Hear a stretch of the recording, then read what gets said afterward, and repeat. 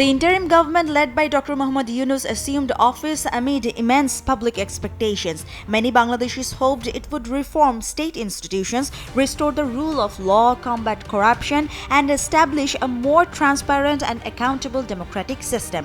Yet, its 18-month tenure continues to generate intense debate. Critics argue that instead of delivering the promised reforms, the administration became increasingly reliant on unelected advisors, influential interest groups, and unelected power centers. The widespread arrest and prolonged detention of opposition politicians, lawyers, journalists, academics, and political activists have been cited as examples of political retribution. Questions have also been raised over the lack of publicly available data regarding arrests, formal charges, and prosecutions during this period. Further criticism centers on the alleged politicization of state institutions. According to critics, Jamaat-e-Islami and the National Citizen Party (NCP) expanded their influence across sections of the bureaucracy and other public institutions during the interim period. Despite pledges to ensure clean governance, opponents argue that the government failed to deliver meaningful improvements in transparency and institutional integrity.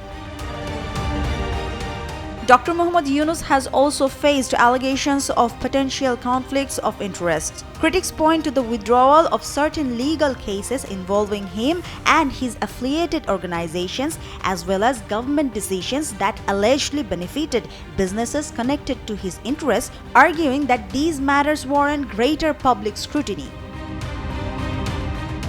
The deterioration of law and order, rising incidents of mob violence, and the growing activities of extremist groups also became major public concerns.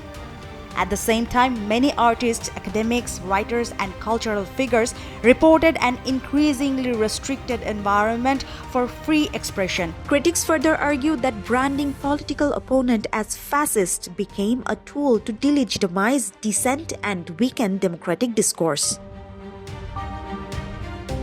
The recent announcement of street protests by a Jamaat-led alliance has further intensified these concerns. Critics view the development as more than routine democratic opposition, arguing that it risks triggering another cycle of political instability. They contend that as major beneficiaries of the interim political environment, both Jamaat and the NCP should share political responsibility for the successes and failures of that period.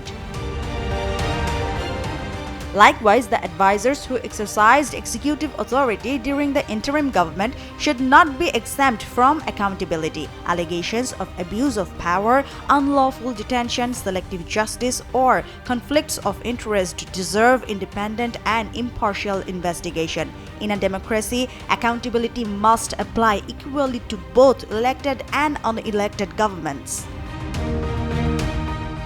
Ultimately, Bangladesh's democratic future depends not on any individual or political party, but on strong institutions, the equal application of the law, and a system of accountability that applies to everyone.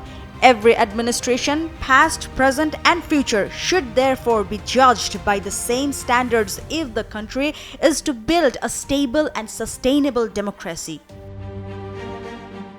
Bashundhara, Daily Sun.